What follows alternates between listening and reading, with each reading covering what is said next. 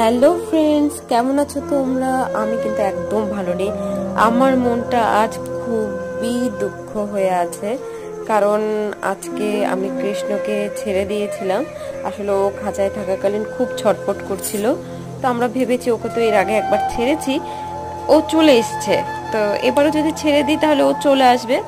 আসলে ওকে আমরা এনেছি মাত্র 1 মাস হয়েছে, অনেকটা বড় থাকতে ওকে আনা হয়েছে। সেভাবে আমাদের কারোর সাথে অ্যাডজাস্ট হতে পারেনি, শুধুমাত্র আমার সাথে যতটা ওর বর্নিং হয়েছে, তাছাড়া আর কারোর সাথে বর্নিং হয়নি ফ্যামিলি মেম্বারের।